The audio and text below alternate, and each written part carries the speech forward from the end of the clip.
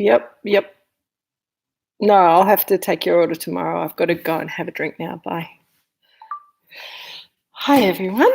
Welcome to Drinks with Kate. It's lovely to see you all again. What a strange week it's been. It feels like quite a long time since last time we got together to taste some wine, and I think I'm ready for a glass of Chardonnay. I hope you are too. Today, we're going to be tasting the 2016 Chardonnay, which is a little bit of a personal favourite. Before we crack this, though, I was going to talk to you a little bit about glasses. Not these glasses, these glasses. Hi, Nina. So wine glasses, people make a big fuss about wine glasses, and these are the wine glasses that we use at Moorooduc Estate in our cellar door. So when you come tasting at cellar door, you'll see these lovely Magnum glasses being used. And these are great for tasting any wine in, and they all taste pretty good. Dad really loves these glasses, so we tend to use these quite a lot. I personally really like these glasses. Now, they're not that different, but as you can see, the bowl of the second glass is a little smaller and a little narrower.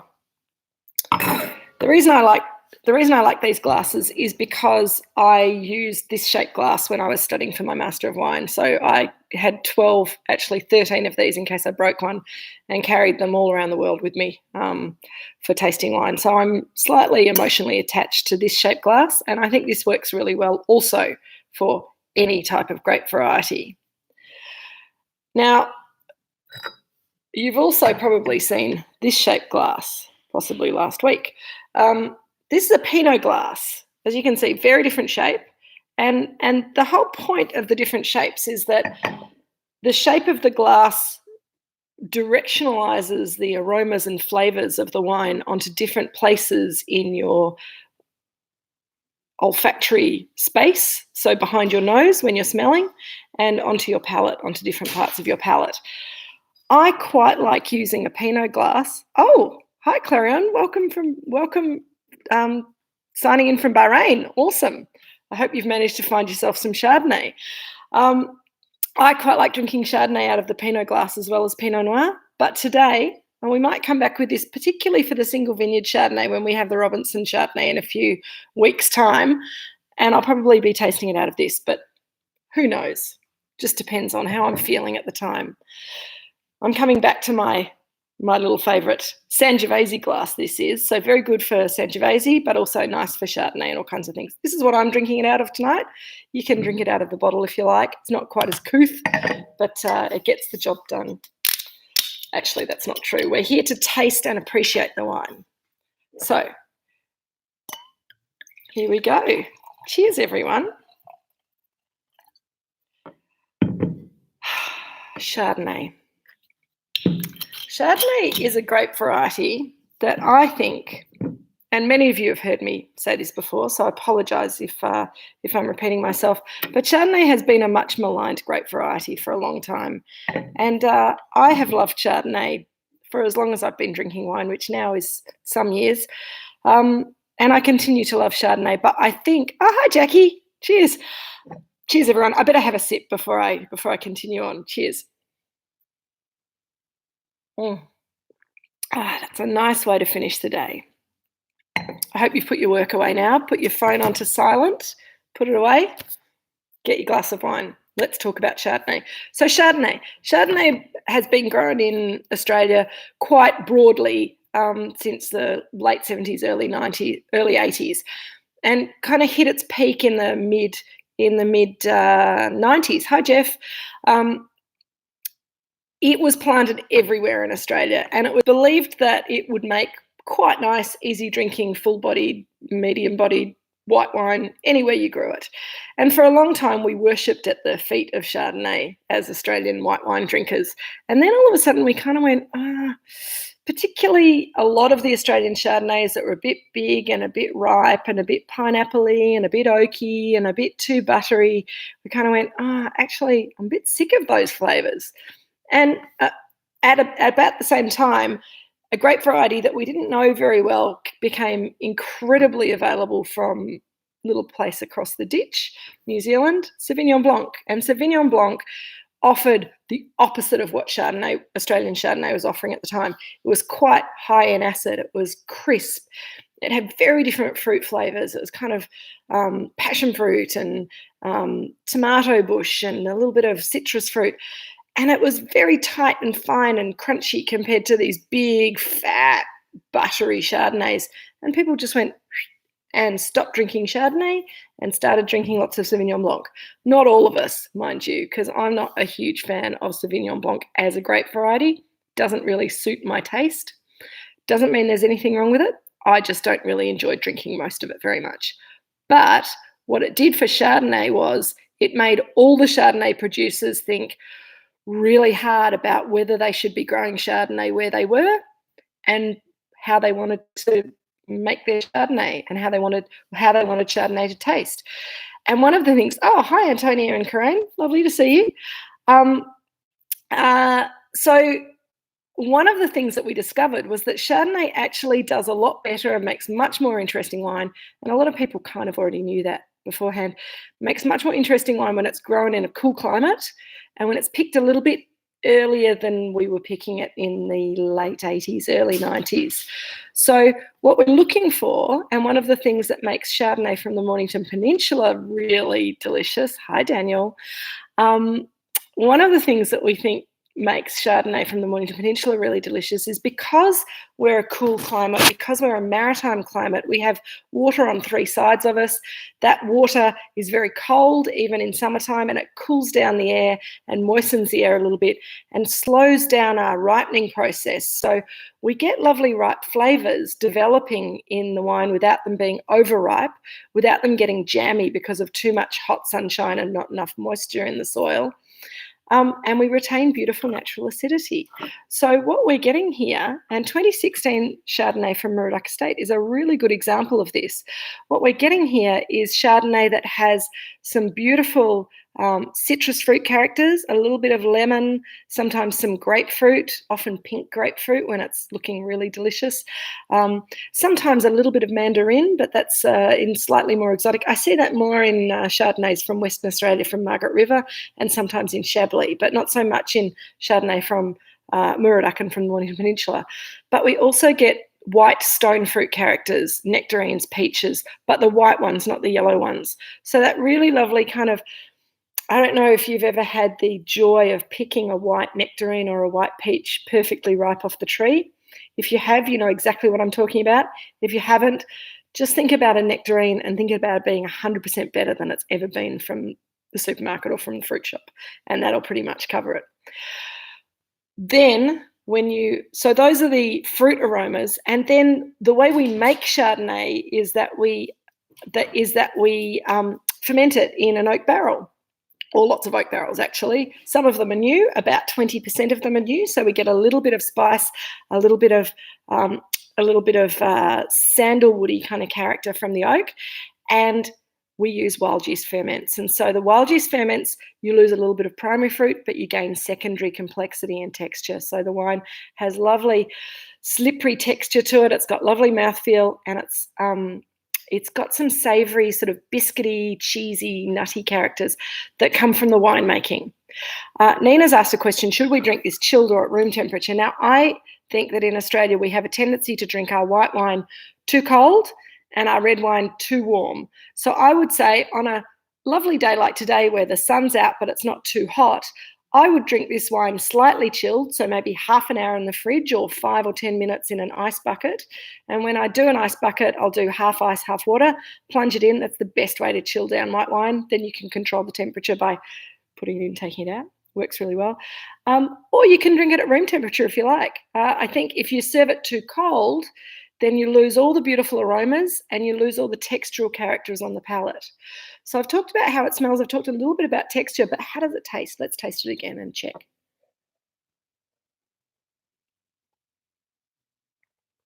It's got beautiful elegance and richness of flavour. Daniel's asking, does the variety on the green to tropical fruit spectrum come from blending from cooler and warmer sites, or does it come from the differences within the same vineyard? I'm wondering, if you're talking about this specific wine, Daniel, or about Chardonnay in particular, because I don't get a lot of tropical fruit here.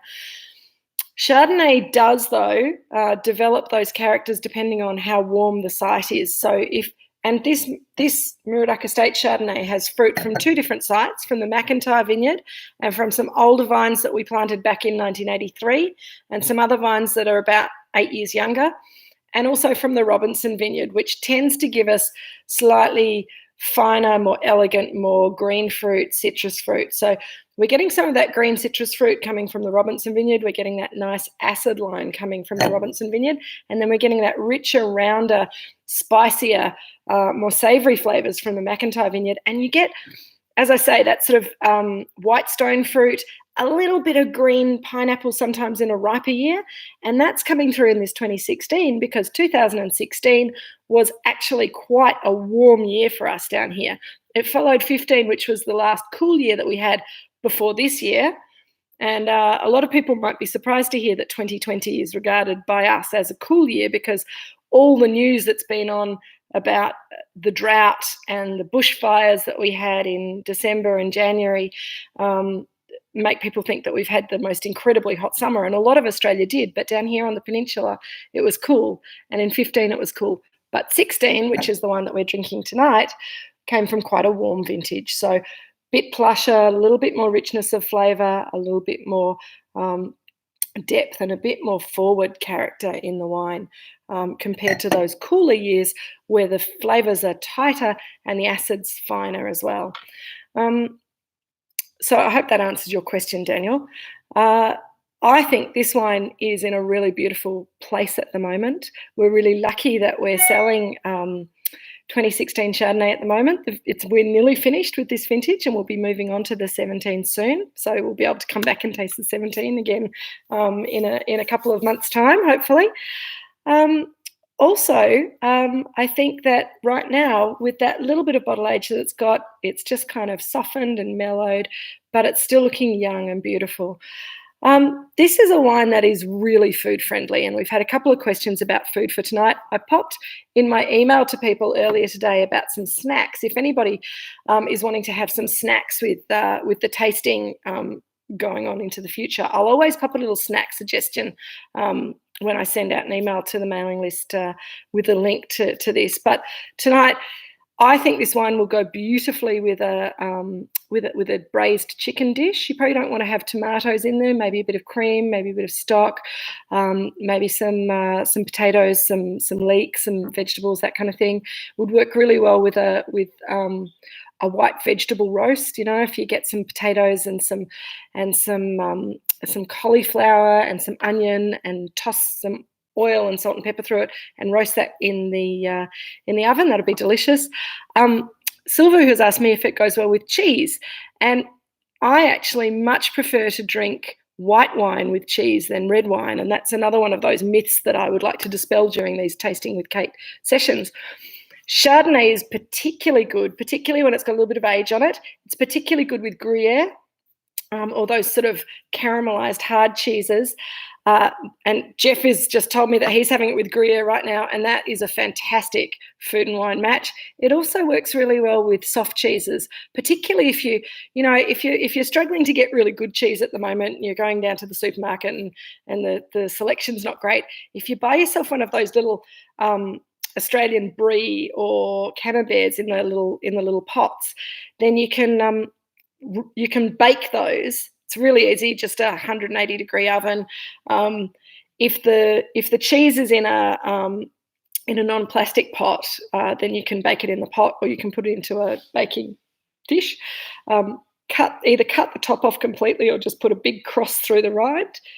Bit of salt, pepper, olive oil on the top, maybe some herbs if you feel like it. Stick that in the oven for 10-15 minutes, just until it goes gooey. Pull it out, some nice crusty bread, dip that into the cheese. Goes fantastically with a Chardonnay like this.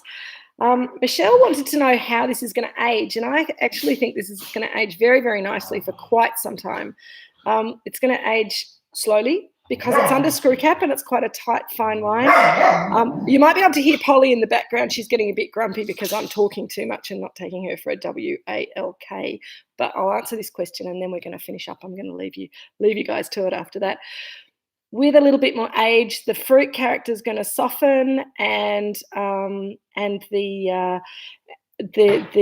acid will still be there, but it'll just kind of soften as well, and the spice and the fruit comes through, and it'll be really delicious. Lindsay Monaghan's asked if there's any whole bunch in this multi-vineyard wine. Now, when we talk about whole bunch, that's more, when we talk about whole bunch fermentation, we're talking more about red wines as a winemaking technique. With our white wines, we hand pick all of our white wines, and the whole bunch goes straight into the press, and we press them and we press the juice off. The juice goes into barrel and it ferments in the barrel. So with white wine, unless you're making something like our Pinot Gris on skins that we're going to taste, Daryl, I think Brie would go very well with this wine, actually, even if you can't be bothered baking it, I think it would go well. Anyway, so Lindsay, when in 3 weeks' time, when we're tasting the Pinot Gris on skins, we'll be talking about fermenting juice on skins to get colour and tannin. With this wine, the skins get thrown out right at the beginning and the bunches as well. So it is whole bunch in a way. It's whole bunch pressed because the stalks in the press allow the juice to trickle through better, and we get more juice out of the pressing than we would if we destemmed it first.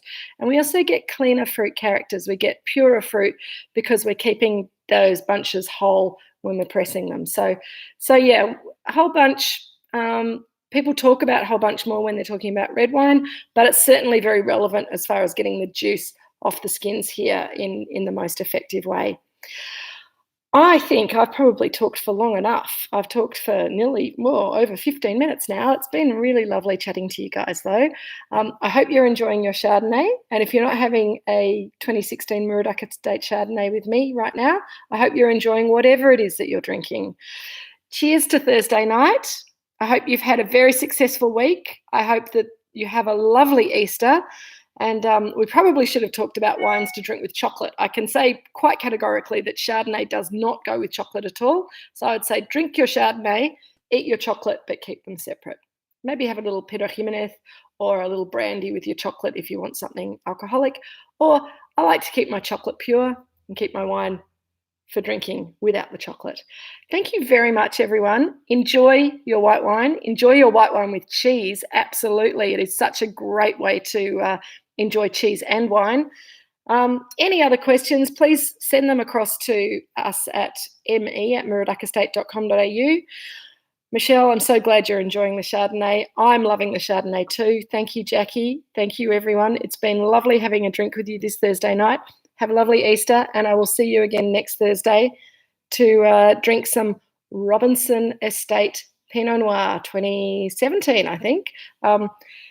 See you then. Cheers, everyone. Bye.